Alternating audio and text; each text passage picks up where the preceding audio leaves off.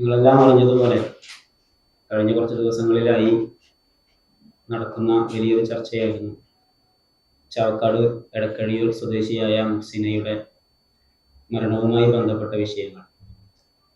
ആ വിഷയങ്ങളുമായി ബന്ധപ്പെട്ട് ചില കാര്യങ്ങൾ സൂചിപ്പിക്കാനാണ് ഇന്നിങ്ങനെ നമ്മളിങ്ങനെ ഇവിടെ വാർത്താ സമ്മേളനം വിളിച്ചിട്ടുള്ളത്. മാർച്ച് 19-ാം തീയതിയാണ് മുഹ്സിന മരണപ്പെട്ടത്. വിഷയം നിങ്ങൾക്ക് എല്ലാവർക്കും അറിയാവുന്നതാണ്. മരണത്തെ തുടർന്ന് മുഹ്സിനയുടെ മാമ നൽകിയ മൊഴിയുടെ അടിസ്ഥാനത്തിൽ ചാവക്കാട് പോലീസ് കേസെടുക്കുകയും പോലീസ് സർജന്റെ മൊഴിയുടെ അടിസ്ഥാനത്തിൽ IPC 304 മനഃപൂർവ്വമില്ലാത്ത നരഹത്യക്ക് കേസെടുത്ത് ഇബ്രാഹിം എന്ന് പറഞ്ഞ മുഹ്സിനയുടെ ഭർത്താവ് നിലവിൽ റിമാൻഡിലാണ്. ആ ഒരു കുടുംബവുമായി ബന്ധപ്പെട്ട് നമുക്ക് പറയാനുള്ളത്, യഥാർത്ഥത്തിൽ മുഹ്സിനയുടേതടക്കം മുഹ്സിനയുടെ 2 മക്കളുടെ മരണം, അങ്ങനെ 3 മരണമാണ് ആ വീട്ടിൽ നടന്നിട്ടുള്ളത്. ഈ 3 മരണവും ചികിത്സ നിഷേധിക്കപ്പെട്ട് നടന്ന കൊലപാതകമാണ് എന്നാണ് നമ്മൾ അതിനെക്കുറിച്ച് മനസ്സിലാക്കുന്നത്. മുഹ്സിനയുടെ മരണവുമായി ബന്ധപ്പെട്ട് നമുക്കറിയാം, കഴിഞ്ഞ ജനുവരിയിലാണ് മുഹ്സിന പ്രസവിക്കുന്നത്.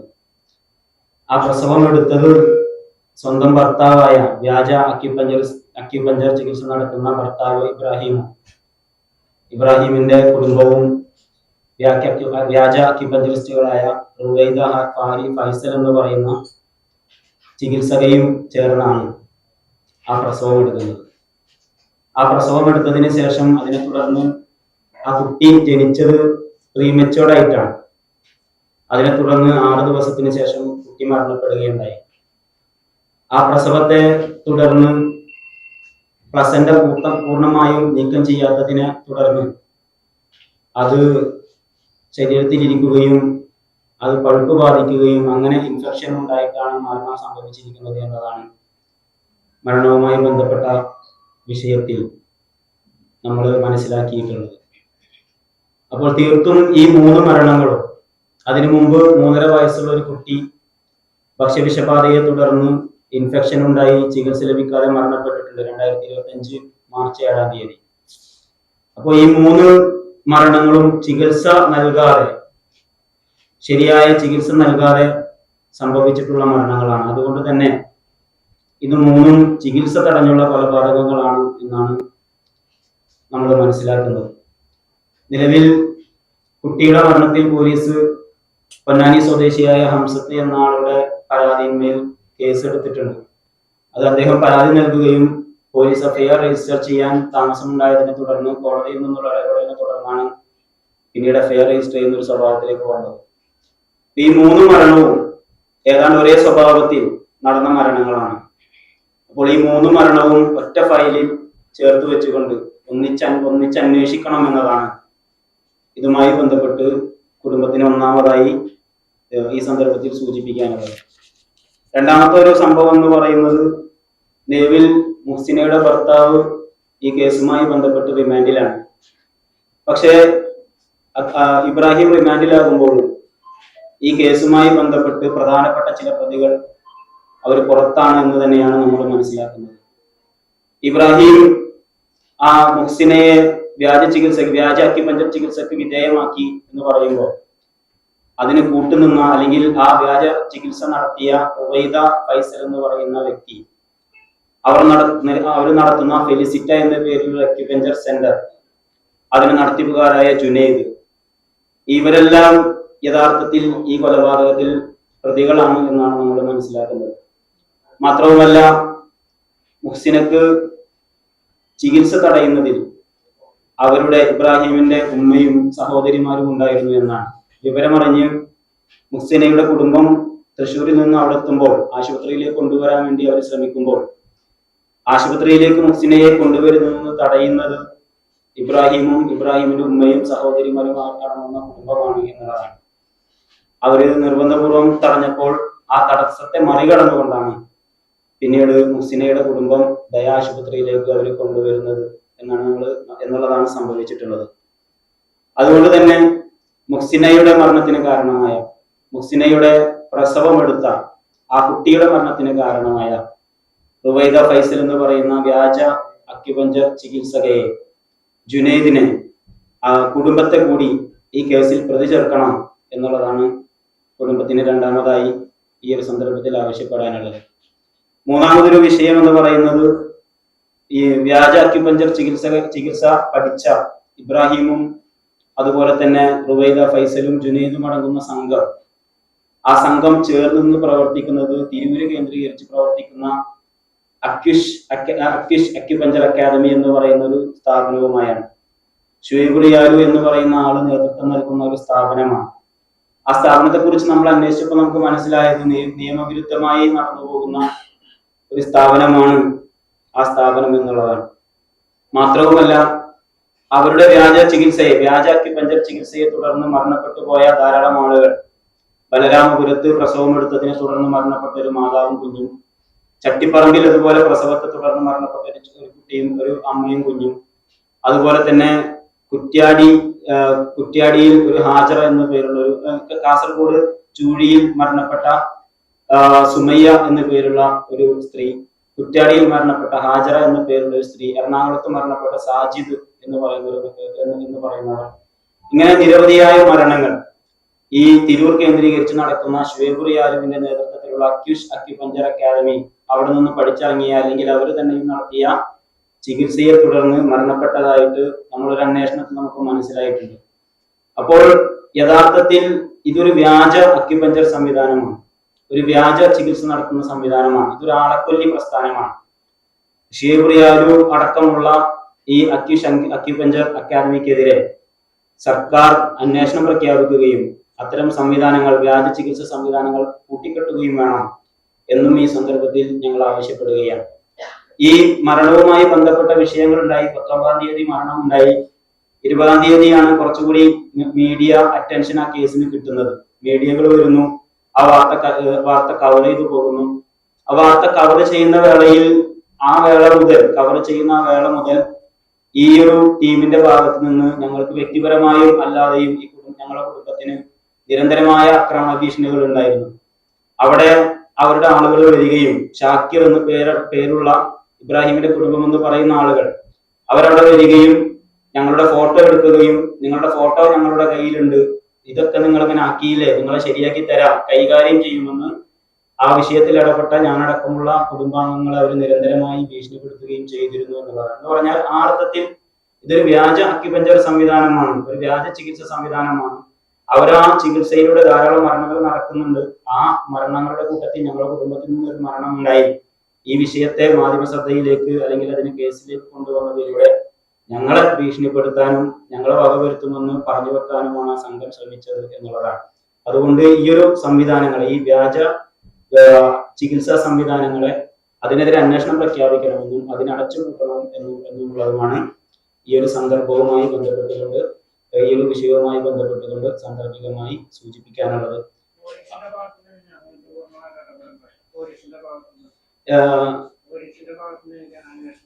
അന്വേഷണം മറ്റേ കുട്ടിയുടെ മരണവുമായി ബന്ധപ്പെട്ട വിഷയത്തിൽ പൊന്നാനി സ്വദേശിയായ ഹംസത്ത് എന്നയാളാണ് പരാതി കൊടുത്തത്.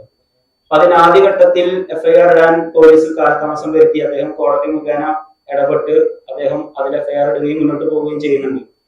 നമ്മൾ ഇതുമായി ബന്ധപ്പെട്ട് കമ്മീഷണർക്കാണ് പരാതി കൊടുത്തിരുന്നത്. കമ്മീഷണർ ഓഫീസിൽ പരാതി കൊടുത്തു. വളരെ സജീവമായി തന്നെയാണ് അവർ നമ്മൾ ഈ വിഷയത്തിൽ ഇതുവരെയും ഇടപെട്ടിട്ടുള്ളത്. അവർ അതിന്റെ ഒരു പ്രൊസീജിയേഴ്സ് നമ്മളോട് നിരന്തരമായി നമ്മൾ അന്വേഷിക്കുമ്പോഴും അല്ലാതെയും നമ്മളത് അറിയിച്ചു പോകുന്നുണ്ട്. പക്ഷെ 2 കുട്ടികളാണ് മരണപ്പെട്ടിട്ടുള്ളത്. അത് ഒന്ന് 3.5 വയസ്സുള്ള ഒരു കുട്ടിയാണ്. അത് 2005 മാർച്ച് 7-ാം തീയതി ഭക്ഷ്യവിഷബാധയെ തുടർന്നുള്ള ചികിത്സ ലഭിക്കാതെ അത് ഇൻഫെക്ഷൻ ആയിട്ടുള്ള മരണം ഉണ്ടായത്. മറ്റൊന്ന് ഈ ജനുവരി ആദ്യത്തിൽ നടന്ന പ്രസവത്തെ തുടർന്ന് 6 ദിവസം മാത്രം പ്രായമുള്ള ഒരു കുഞ്ഞ്. പറയാം, ഇത് മുഹ്സിനയുടെ പാപ്പയാണ്, ഉസ്മാൻ മുല്ലക്കര. ഇത് മുഹ്സിനയുടെ കുഞ്ഞിപ്പയാണ്, അനിയൻ. അദ്ദേഹത്തിന്റെ പേര് റഫീഖ് PH. ഞാൻ എന്റെ ഉമ്മയുടെ ജ്യേഷ്ഠനാണ് ഇദ്ദേഹം. എന്ന് പറഞ്ഞാൽ എന്റെ കസിനാണ് മുഹ്സിന. എന്റെ പേര് അനീസ് ആദം എന്നാണ്. ഇവർ മുഹ്സിനയുടെ കുഞ്ഞമ്മയാണ്, കുഞ്ഞിപ്പാടെ ഹസ്ബൻഡാണ്. ഉമൈറ KS കുടുംബ സുഹൃത്ത്. അദ്ദേഹം ഉമൈറ KS അവർ കുടുംബ സുഹൃത്താണ്, പൊതുപ്രവർത്തകയാണ്. ഖൈറുന്നീസ ആരിഫ് നാട്ടുകാരിയാണ്. ഖൈറുന്നീസ ആരിഫ് അവര് സിവിൽ എഞ്ചിനീയറിംഗ് ഡിപ്ലോമ കഴിഞ്ഞതാണ് അവര്. പിന്നെ അതിനുശേഷം പ്രൈവറ്റ് ആയിട്ട് PG ചെയ്തിരുന്നു അവര്. അതുമായി ബന്ധപ്പെട്ട്, അതായത് ഈ ജനുവരിയിൽ മരണപ്പെട്ട കുട്ടിയുടെ മരണവുമായി ബന്ധപ്പെട്ടുകൊണ്ട് നമ്മൾ ഈ കേസ് മുന്നോട്ട് പോകാതെ പോലീസ് സർജൻ അതുമായി ബന്ധപ്പെട്ട് ആ ബോഡി പുറത്തെടുത്ത് പോസ്റ്റ്മോർട്ടം ചെയ്യുന്ന അടക്കമുള്ള നടപടികൾ ശുപാർശ ചെയ്തിരുന്നു. ആ വിഷയത്തിൽ വേണ്ടതായ അന്വേഷണങ്ങൾ ഉണ്ടാകണം എന്ന് തന്നെയാണ് കുടുംബത്തിന് ആവശ്യപ്പെടാനുള്ളത്. ഏതാ അതിലെ തുടർ സംസാരങ്ങൾ ഉണ്ടായിട്ടില്ല.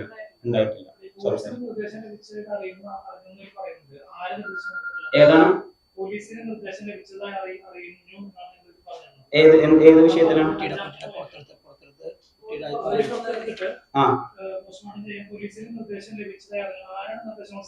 അത് സർജൻ, പോലീസ് സർജൻ ഇല്ല. അത് എന്താ പറയാ, പോസ്റ്റ്മോർട്ടം ഇതുമായി ബന്ധപ്പെട്ടതിൽ ശുപാർശ ഉണ്ട് എന്നുള്ളതാണ് നമ്മൾ അറിഞ്ഞത്.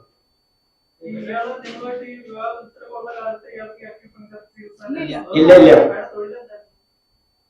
അയാള് ഈ ജനസേവന കേന്ദ്രം, അക്ഷയ ജനസേവന കേന്ദ്രം അടക്കാലത്ത് നടത്തിയിരുന്നു. അത്തരം സംവിധാനങ്ങൾ ഉണ്ടായിരുന്നു. മൊബൈൽ കട നടത്തിയിരുന്നു. പിന്നീട് പിൻകാലത്താണ് 2023 ഒരു കാലം പറയുകയാണെങ്കിൽ ആ ഒരു പീരീഡോട് കൂടിയൊക്കെയാണ് കുറച്ചുകൂടി അക്യുപഞ്ചറുമായി ബന്ധപ്പെട്ട ഒരു എൻഗേജ്മെന്റുകൾ അദ്ദേഹം തുടങ്ങിയിട്ട്. ഇല്ല, ആദ്യത്തെ 6 പ്രസവം നടന്നിട്ടുള്ളത് മറ്റേ പന്തിത്തടത്തുള്ള അല്ലമീന ആശുപത്രിയിൽ വെച്ചിട്ടാണ്. 7ാമത്തെ ഒരു പ്രസവം മാത്രമാണ് അവർ വീട്ടിലെടുത്തിട്ടുള്ളത്. 37 വയസ്സ്. ജുനൈദ് എന്ന് പറയുന്നത് ഞാൻ നേരത്തെ സൂചിപ്പിച്ചല്ലോ, ഈ വ്യാജ ചികിത്സകയായ റുബൈദ ഫൈസലും ജുനൈദും കൂടിയിട്ടാണ് ഫെലിസിറ്റ എന്ന പേരുള്ള അക്യുപഞ്ചർ സംവിധാനം നടത്തിക്കൊണ്ടുപോകുന്നത്. അത് ചാവക്കാട് കേന്ദ്രീകരിച്ചാണെന്നാണ് മനസ്സിലാക്കുന്നത്. ഇപ്പൊ അതിന്റെ ഞങ്ങൾ അന്വേഷിച്ചപ്പോൾ അതിന്റെ അവിടെ അങ്ങനെ ഒരു സംവിധാനം ഇപ്പൊ നിലവിലില്ല. പക്ഷെ അങ്ങനെ ഒരു സംവിധാനം ഉണ്ടായിരുന്നു ചാവക്കാട്. പക്ഷെ ഇവർ രണ്ടുപേരും ചേർന്നിട്ടുള്ള സംവിധാനമാണ്. 2010 16 വർഷം.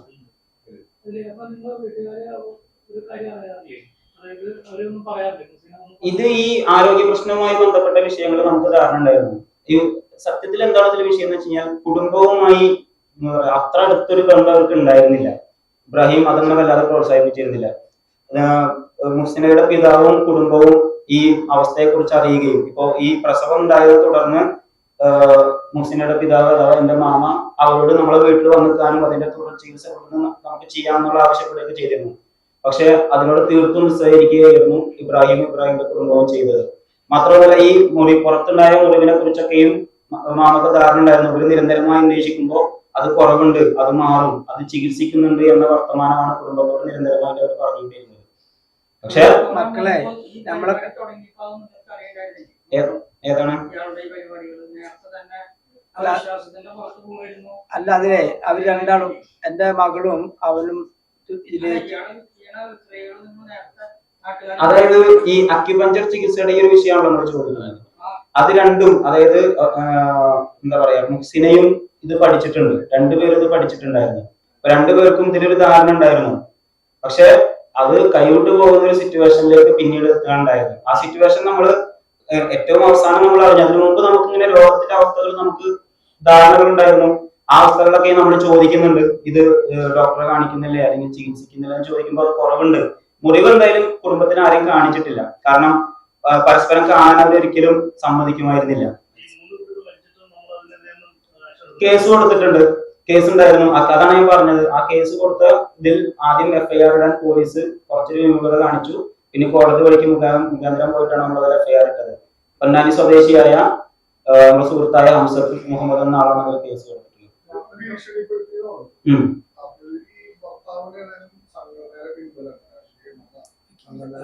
അക്യുപഞ്ചർ അവര് ഈ അക്യുപഞ്ചർ അക്കാദമി എന്ന് പറയുന്നത് അതൊരു വലിയ ശൃംഖലയായിട്ടാണ്, നെറ്റ്വർക്ക് ആയിട്ടാണ് നമുക്ക് മനസ്സിലാക്കുന്നത്.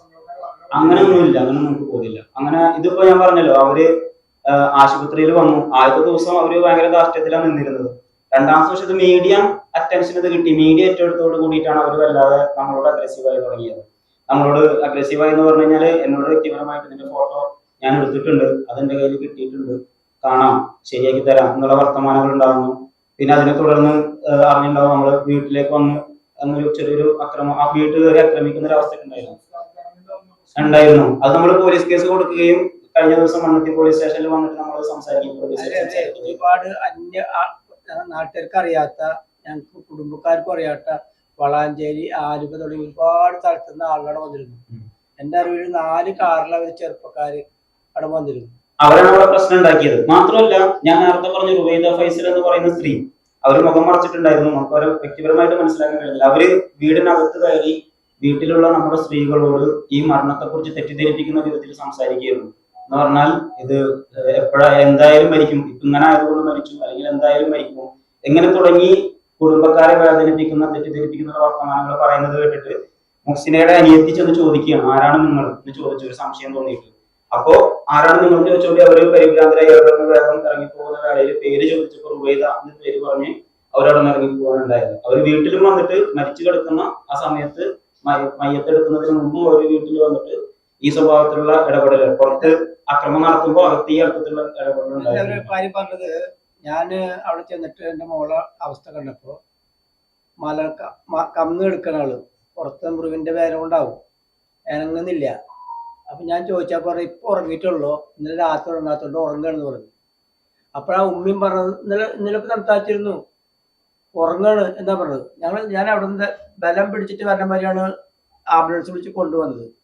ഇവിടെ എത്തിയപ്പോ ഇവിടുത്തെ ദയാലിലെ ഡോക്ടർ പറഞ്ഞത് കുറച്ച് സേനൊക്കെ എടുക്കുന്നുണ്ടാവുക, പെട്ടെന്ന് ഉറങ്ങിയൊന്നല്ല എന്ന് പറഞ്ഞിട്ട് അവിടുന്ന് അവൾക്ക് സോഡിയം പിന്നെ മറ്റൊക്കെ കൊടുത്തതിന്റെ ശേഷമാണ് നേരം എടുക്കുമ്പോൾ അല്പം ഓർമ്മ വന്നത്, ബ്ലഡൊക്കെ കയറ്റിയിട്ട്. അപ്പൊ ഇവര് ഇപ്പൊ പറഞ്ഞിട്ടാക്കണത് നിർബന്ധമായിട്ട് ദയ കൊണ്ടുവന്നിട്ട് ഹൈ ഡോസ് മരുന്ന് കയറ്റിയിട്ട്, അവൾക്ക് ആണുങ്ങളെ കാണാൻ ഇഷ്ടമില്ലായിരുന്നു, പരമാവധി ആണുങ്ങളെ കാണാണ്ട് ഞാൻ കൊണ്ടു നടന്നതാണ്. അവിടുന്ന് മറ്റു ഡോക്ടർമാരെ കണ്ടപ്പോ അസ്വസ്ഥമായിട്ട് ബേജാറ് നാൾ മരിച്ചെന്ന് പറഞ്ഞിട്ട് ഈ പെണ്ണ് നമ്മളെ വീട്ടില് പെണ്ണുങ്ങളോട് പറഞ്ഞു. നമ്മൾ അറിയുന്നില്ല, വീട്ടുകാര് പോയതിന്റെ ശേഷം പറഞ്ഞത്.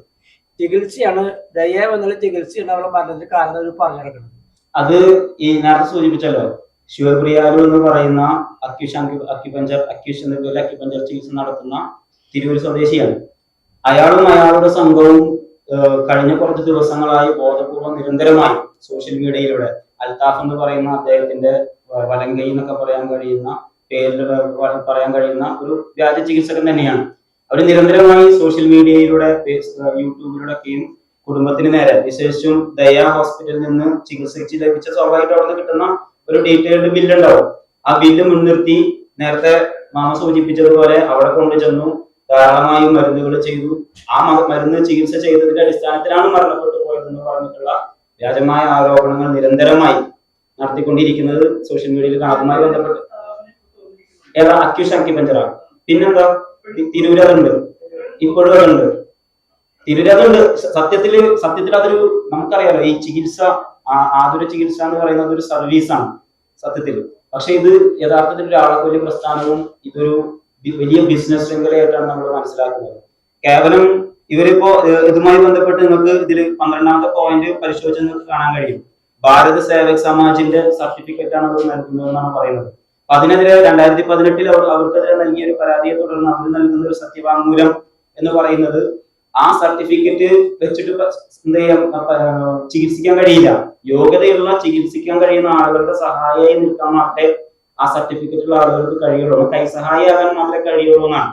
അങ്ങനെ കേവലം സഹായിയാകാൻ മാത്രം കഴിയുന്ന അതിന് പര്യാപ്തമായ ഒരു സർട്ടിഫിക്കറ്റ് വെച്ചിട്ടാണ് ഇക്കൂട്ടർ അക്യൂഷ് അക്കാദമിയിൽ നിന്ന് പഠിച്ചിറങ്ങുന്ന, അതും 6 മാസം വരെ നീളുന്ന കോഴ്സ് 1,70,000 രൂപ വാങ്ങി കോഴ്സ് പഠിപ്പിച്ചിട്ട് അതിനെ തുടർന്നാണ് ഇവരെന്ത് ചെയ്യുന്നത്, സഹായിയാകാൻ മാത്രം കപ്പാസിറ്റിയുള്ള സർട്ടിഫിക്കറ്റ് വെച്ചിട്ട് ഇവർ മുഖ്യ ചികിത്സകരായി ചമഞ്ഞ് വ്യാജ ചികിത്സ നടത്തുന്നത് എന്നാണ് നമുക്ക് മനസ്സിലായത്.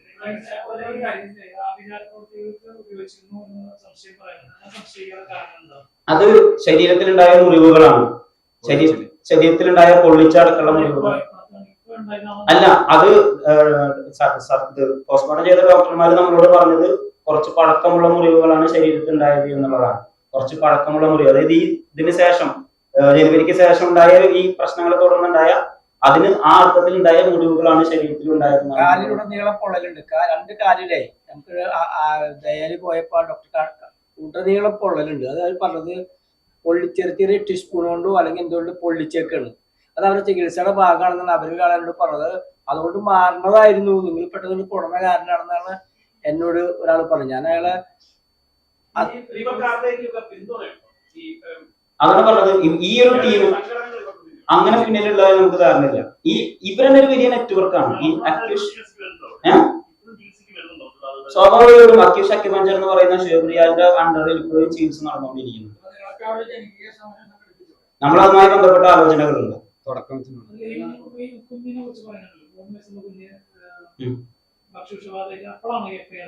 അല്ലല്ല, എഫ്ഐആർ രജിസ്റ്റർ ചെയ്തിട്ടുള്ളത് ഈ 6 ദിവസം പ്രായമായ കുഞ്ഞു മരണപ്പെട്ടതുമായി ബന്ധപ്പെട്ട് പോസ്റ്റ്മോർട്ടം നടന്നിട്ടുണ്ട്. 3.5 വയസ്സ് പോസ്റ്റ്മോർട്ടം നടന്നിട്ടുണ്ട്. അതിന്റെ ഡീറ്റെയിൽസ് ഒക്കെയും ഈ പോലീസ് സർജൻ മുഹ്സിനയുടെ മരണവുമായി ബന്ധപ്പെട്ട് പോസ്റ്റ്മോർട്ടം നടത്തിയ പോലീസ് സർജൻ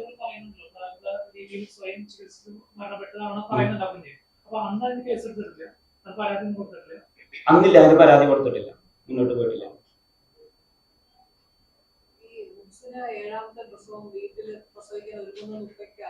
ഇല്ല ഇല്ല, അവള് 8.5 മാസം ആയിട്ടുള്ളൂ. അപ്പൊ 9 മാസം കഴിഞ്ഞ ഡേറ്റ് പ്രസവിക്കേണ്ടി വരിക. അപ്പൊ ആശുപത്രി കൊണ്ടു എന്ന ധാരണ ഞങ്ങൾക്ക്. കാരണം അതിനു മുമ്പുള്ള 6 പ്രസവവും ആശുപത്രിയിലായിരുന്നു, അല്ലമീൻ ആശുപത്രിയിലായിരുന്നു. ആ ഒരു ധാരണയില നമ്മൾ ഇരുന്നിരുന്നത്. പ്രസവിച്ച തന്നെ അറിയിച്ചു. ഞാൻ എന്റെ വൈഫും കൂടെ പോയിരുന്നു, അവളെ അമ്മയും ഞാനും കൂടി പോയിരുന്നു. അപ്പൊ അവള് ഹാപ്പിയാണ്, പ്രസവിച്ചു, ഇപ്പ കുഴപ്പമില്ല ഇപ്പൊ അത് പറയും. എന്റെ അനിയത്തിയുടെ, അവളെ അനിയത്തിയുടെ അത് പ്രസവിച്ചത് 7-ാം തീയതി ആണെങ്കിൽ 9-ാം തീയതി എന്റെ താഴെ മകളുടെ തിരുവനന്തപുരത്ത് നിക്കാഹായിരുന്നു. അതിനവള് ഞാൻ വരണ്ടാന്ന് പോട്ടവര് വന്നു വീട്ടിലേക്ക്. അല്ല, തൃശ്ശൂരായിരുന്നു നിക്കാഹ്, വീട്ടില് അവരിങ്ങോട്ട് വന്നു ചാവക്കാട്. അപ്പൊ എന്നെ പോവുകയും ചെയ്തു. നമ്മള് വളരെ പ്രയാസപ്പെട്ടില്ല, ഉറപ്പിച്ച് പറഞ്ഞ് വരരുത്, നീ പ്രസവിച്ചിട്ടുള്ള ബാസിയാണ്ട് പ്രസവിച്ചാണ്, നീ വരരുത് ഉറപ്പിച്ച് പറഞ്ഞിട്ടും അവൻ നിർബന്ധിച്ച് കൊണ്ടാന്നാണ്. പിന്നെ അന്ന് ഇബ്രാഹിം നിർബന്ധിച്ച് വരാനാണ് വന്നാന്ന് പറഞ്ഞു. എന്നിട്ട് അപ്പ എന്നെ വിട്ടു ഞാൻ അവിടുന്ന്.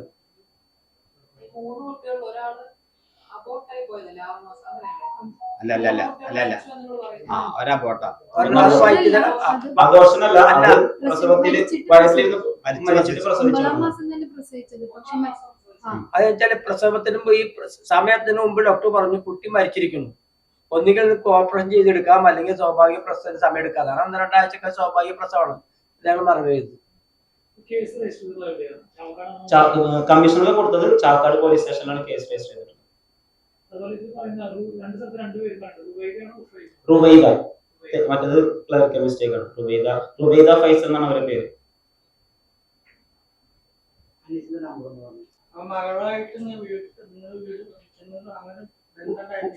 പോവാറുണ്ട്. എന്റെ മകളും ഈ ചികിത്സയുടെ ആളാണല്ലോ. ഈ പ്രസവത്തിനനുസരിച്ച് അവള് ചികിത്സ നിർത്തിയത്. വീട്ടിൽ സ്ത്രീകളെ നോക്കിയിരുന്നു അവള് ഈ ചികിത്സയിൽ ഹാപ്പി ആയിരുന്നു. പക്ഷെ അവളെ പരീക്ഷണ വസ്തുവാക്കി ഭയങ്കര പേടിയാ അവൾക്ക് ഇവനെ. അത് ഞങ്ങൾ പോയിരുന്നു. അതായത് ബാപ്പയും ഉമ്മയും നിരന്തരമായി ബന്ധപ്പെട്ടിരുന്നു. ബാക്കി കുടുംബാംഗങ്ങളായിട്ടാണ് അവർക്കൊരു അകൽച്ച ഉണ്ടായിരുന്നത്.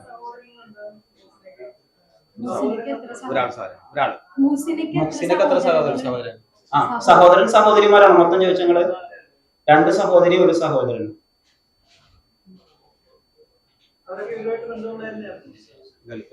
ഒരു സഹോദരൻ ഗൾഫിലാണ്, വന്നിട്ടില്ല. അത് മുഖ്യമന്ത്രിക്കും മനുഷ്യാവകാശ കമ്മീഷൻ DGPക്ക് നമ്മൾ അയച്ചിട്ടുണ്ട്, പരാതി അയച്ചിട്ടുണ്ട്. അതുപോലെ ആരോഗ്യവകുപ്പ് മന്ത്രിക്കും പരാതി അയച്ചിട്ടുണ്ട്. അതെ അതെ, അവള് ഒരു 6 മാസം മുമ്പ് ആലപ്പുഴ സർട്ടിഫിക്കറ്റ് കിട്ടി, 6 മാസം കോഴ്സ് പാസ്സായിട്ട്. അവള് അപ്പൊ അവര് 2 കുട്ടി ചികിത്സ ആയപ്പോ നമ്മളിവിടെ സുഖമാണ് കുഴപ്പമില്ലാതെ പറയുമ്പോ ഒരു പിതാവ് നിലയ്ക്ക് മരുവനും ഒരുമിച്ച് കഴിയുന്നു, സന്തോഷം നമുക്ക് ഉണ്ടാവുള്ളൂ. പിന്നെ ഇടപെടേണ്ടില്ലല്ലോ. കുട്ടികളിപ്പോ നിലവിൽ ഇബ്രാഹിന്റെ സഹോദരിയുടെ വീട്ടിലാണുള്ളത്. അഞ്ചങ്ങാടി ചാലക്കുടി. 4 ആൺമക്കളെയാണ്.